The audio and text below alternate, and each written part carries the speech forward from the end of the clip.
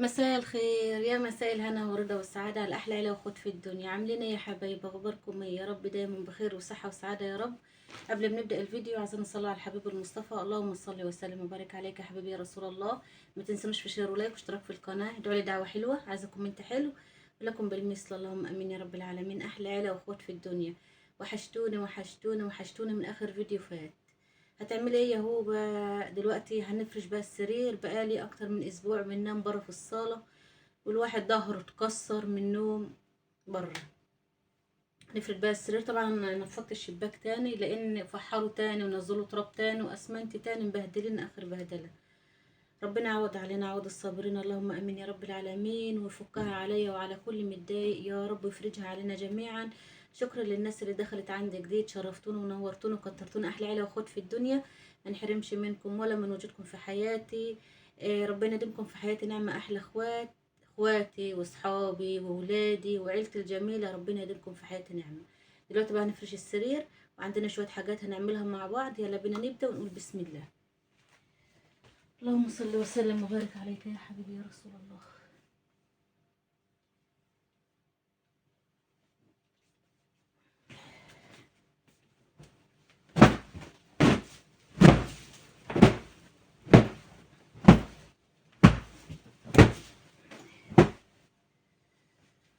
يا رب استرها معانا الدنيا واخره من عندك يا كريم يا الله يا رحيم. طبعا مش دي الملايه يا حبايبي، انا كنت نجدت المراتب دي تقريبا من سنتين فاتوا. فخدت الوش الابيض اللي كان جوه. طبعا انا غيرت الوشوش وغيرت القماش بتاعه الابيض اللي جوه والوش اللي بره ده. فطبعا ده خدت اللي جوه ده غسلته حلو على الاخر، نضفته كده وزي الفل. فايه بقيت بفرشها تحت زي كفر كده تحت الملايه. اللهم صل على النبي عليه افضل الصلاه والسلام. يعني حمايه مثلا لو بقى حد عندي طفل ولا اي حاجه جاي لي ضيف من البلد ولا كده. دايما انا عندي الدنيا ضيقه وما عنديش مكان، فبيبقى معاهم بيبيهات صغيره فباخدهم بيناموا جنبي. فايه فقلت افرش دي لعل وعسى حد يعمل حاجه ولا كده. فانا ما بحبش بصراحه حمام الاطفال على المراتب.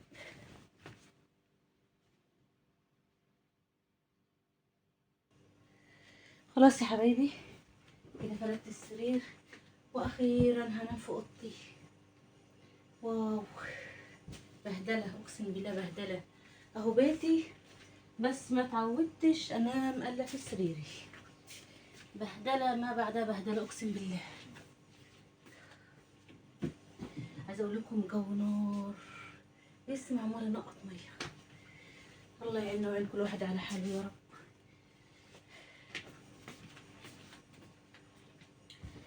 اللهم صل وسلم وبارك عليك يا حبيبي يا رسول الله. طبعا الغسيل ده انا طبقته، هرجع بقى كل حاجه مكانها. ارحمنا برحمتك يا رب.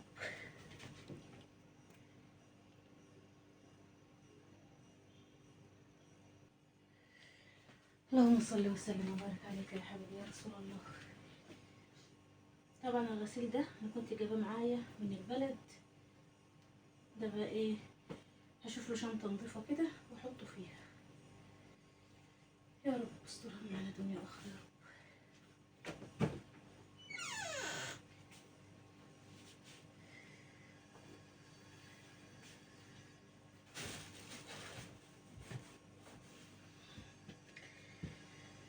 اللهم صل وسلم وبارك عليك يا حبيبي يا رسول الله.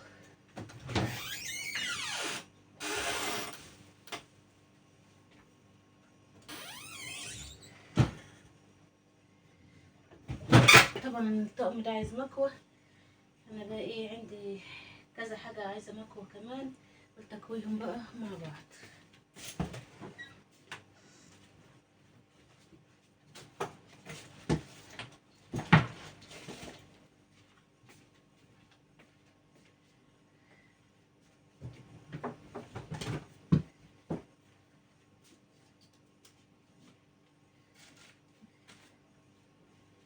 يبقى ايه، احط علبه الكلينكس دي.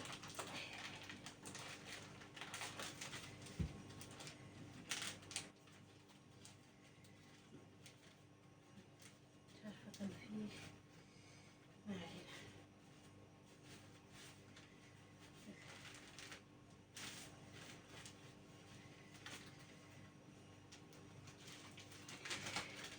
طبعا الكلينكس ده في الحر ما بيعملش اي حاجه، عايز كلينكس المطبخ هو اللي بينشف، ده بيلزق ما بيعملش اي حاجه. انا لسه جايبه واحده بس انا سايباها للمطبخ وقلت ده خليها بقى ايه للاوضه هنا.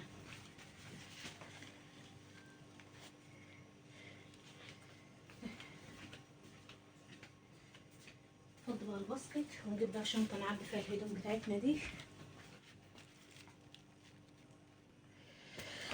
اللهم صل وسلم وبارك عليك يا حبيبي يا رسول الله. تبقى الشنطه دي نضيفه وتبقى فيها الهدوم دي.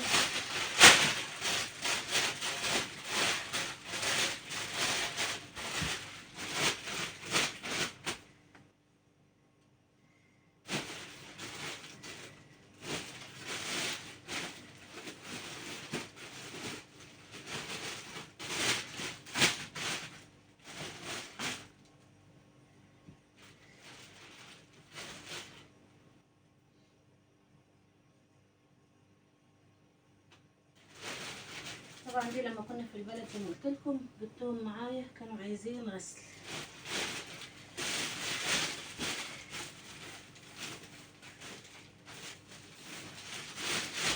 نشوف بقى كان في عندي حاجه تاني هذا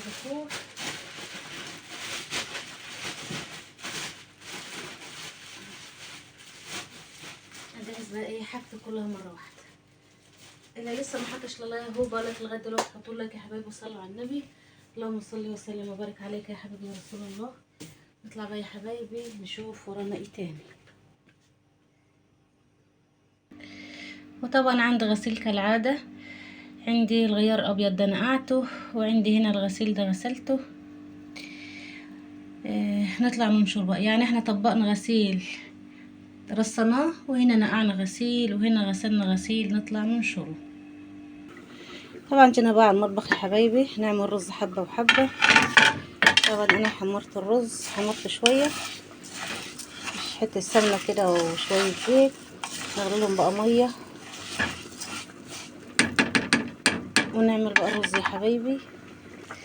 اليوم بقى عملنا كرشه. اللهم صل على النبي. بصراحه انا جايبه متنضفه، يعني انا جايبه متنضفه كويس، بس انا عدت عليها تنظيف تمام. طبعا انا عملت لها 5-6 فصوص توم كده محترمين. صفرتهم بس خليتهم بس يصفروا مع شويه زيت نضاف كده، وبعدين حطيت عليهم الصلصه اللي هي طماطم، يعني طماطم معصوره ومعلقه صلصه واحده، وحطيت فيها الكرشه بتاعتنا دي. طبعا الكرشه دي بصوا ما شاء الله بيضه زي الورد ازاي. طبعا هي ملح وكمون، تاخد كمون كويس جدا، ملح وكمون وفلفل اسود بس كده. نعمل بقى الرز. رحت بس يا حبايبي جبت الفلفل ده. الفلفل ده انا جايبه الكيلو والله العظيم ب35 جنيه. ففي ناس بتقول ده فيه ب20 وب25، اقسم بالله جايبه ب35 جنيه. جبت بقى الطماطم دي، بصوا طماطم كلها زي التفاح، بصوا مفيهاش لا سوسه ولا فيها اي حاجه. بصوا طماطم زي الورد مفيهاش اي حاجه. بيقولوا الطماطم رخصت برضو. انا جايبه 2 كيلو ونص والله العظيم اقسم بالله 2 كيلو ونص ب80 جنيه. عشان انا سمعت ان بيقولوا الطماطم رخصت اكتر من الاول. انا بس هي نضيفه الحمد لله زي ما انتم شايفينها، مفيهاش لا سوسه ولا دوده ولا اي حاجه، والفلفل صابح زي الفل. جيت بقى على المطبخ يا حبايبي. طبعا دلوقتي بغلي ميه عشان هسوي هنا، عايزه شويه ميه. طبعا انا بعمل الطريقه دي طريقه حماتي الله يرحمها الف رحمه ونور عليها. بصفر الثوم، بحط له الطماطم معصوره يتسبك شويه مع ملح وفلفل اسود وكمون ومعلقه صلصه لو الطماطم مش حمرا كتير. لو الطماطم حمرا ما بتستهلكش صلصه خالص، تاخد لها تسبيكه حلوه كده. نكون غسلين الكرشه حلوه جدا جدا بملح ودقيق وليمون بس، ما بحطش خل خالص على لا على اللحمه ولا على الفراخ. وبتصفى بقى بتبقى زي الورد زي ما انتم شايفينها كده. وبعدين بنحطها، لا بنحط معاها حمص ولا اي حاجه. دي طريقه حماتي، دي اللي انا دايما معتمداها في كل اكلاتي. فادعوا لها بقى بالرحمه، ربنا يرحمها ويغفر لها هي وابويا وامي وستي وعم كل امواتنا وكل عزيز وغالي فقدناه. بس يا حبايبي فدلوقتي بغلي ميه عشان ازودها حبه واعمل الرز. نعبي بقى ايه الطماطم.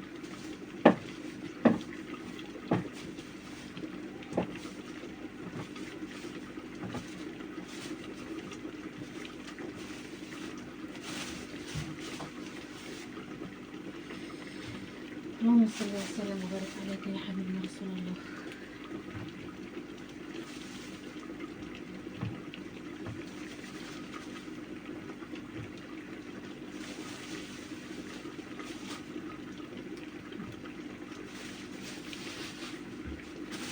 طبعا الفلفل انا هسيبه في كيسه زي ما هو. بصوا يا حبايبي الطماطم زي التفاح، مفيهاش اي حاجه. انا بقول يمكن هي غاليه شويه غير اللي في السوق لانها نظيفه زي الورد بصراحه، نظيفه زي الورد. ادي يا حبايبي الطماطم وادي الفلفل، هدخلهم بقى التلاجة.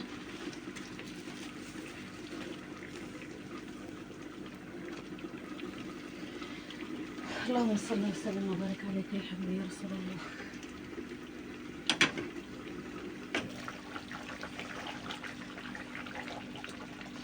ما شاء الله، عايزه اقول لكم ريحتها روعه والله، تحفه تحفه تحفه.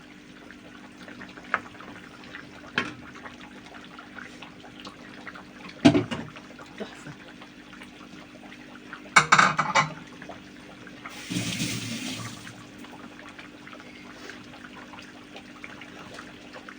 نزودها بقى ايه شويه ميه، وبعدين يا حبايبي نكمل في الرز، نحط له ميه هو كمان.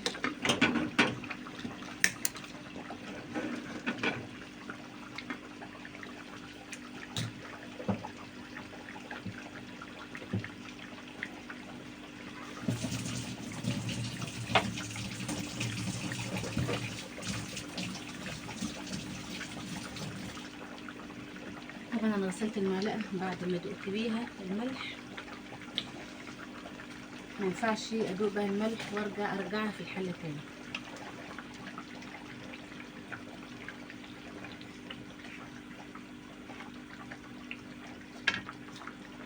اللهم صل وسلم وبارك عليك يا حبيبي يا رسول الله. وكده ولعت النار على الرز عشان احط له الميه بتاعته. خلاص كده الميه غليت، ونزيد شويه بس مش كتير، بس كده كفايه عليها قوي عشان مش عايزه شربتها كتيره. كده حطينا ميه في الرز.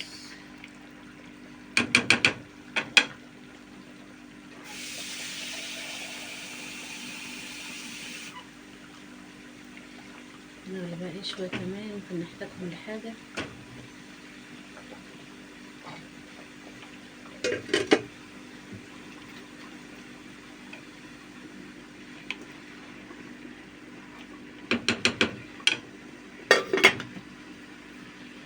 نغسل بقى بشويه المواعين دول وارجع لكم تاني.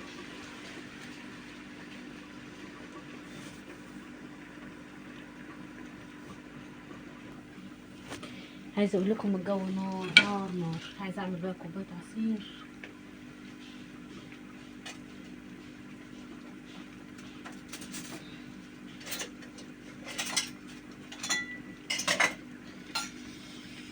اللهم صل وسلم وبارك عليك يا حبيبي يا رسول الله.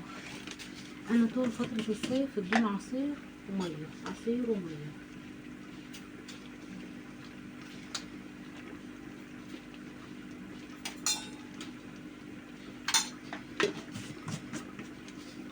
طبعا انا ما عنديش عصير طبيعي، هعمل التانك ده، انا بحبه. عرفتوا؟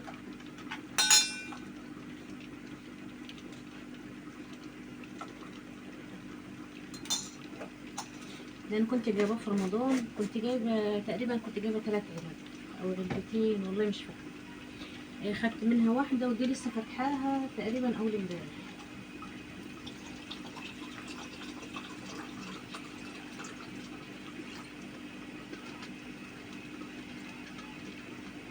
كده حطيت لها شويه ميه ساقعه.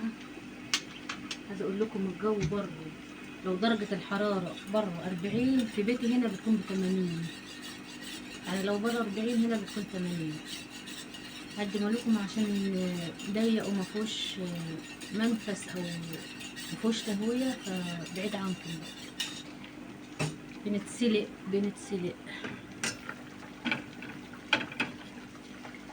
الله الله الله الله عليك يا بنتي يا هوبه، تسلم ايديكي،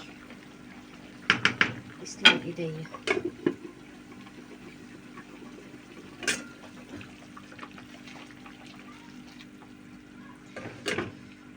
كده مش هتاخد ميه تاني. ندي الرز تقليبه. بسم الله الرحمن الرحيم. اللهم صل على النبي. ما شاء الله تبارك الرحمن. روعه روعه روعه.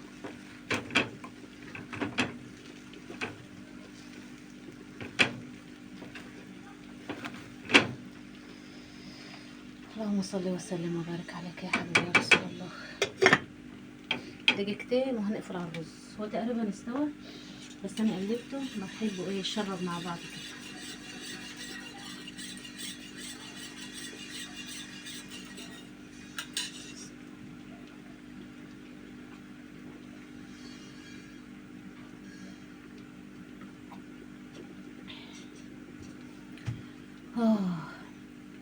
عايزه اقول لكم شويه عصير وردوا فيه الروح.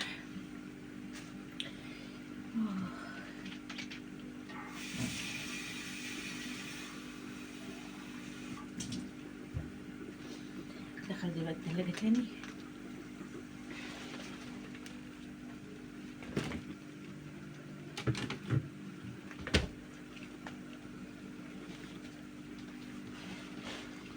اللهم صل وسلم وبارك عليك يا حبيبي يا رسول الله.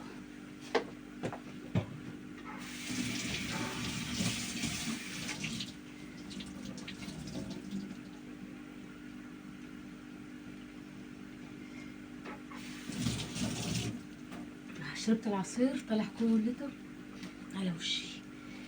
الحمد لله رب العالمين. خلاص كده يا حبايب قلبي، ده كان الروتين بتاعي معاكم النهارده، واخيرا هنام في اوضتي بعد يمكن اسبوع ولا 10 ايام عذاب. عملت كرشه، احلى اكله احنا بنحبها جدا وجوزي بيحبها. كانت دايما مامته الله يرحمها كانت دايما بتعملها لها على طول، فاحلى اكله وبنحبها جدا. وعملت رز حبه وحبه. لو عجبكم الفيديو ما تنسلوش في شير ولايك واشتراك في القناه. ادعوا لي دعوه حلوه، عايزه كومنت حلو فضلا وليس امرا. شاهدوا لي اكبر وقت في الفيديو. ربنا يبارك فيكم ويحفظكم ويخليكم لي احلى عيله واخوات في الدنيا. اشوفكم في فيديو جديد، مع الف سلامه. باي باي.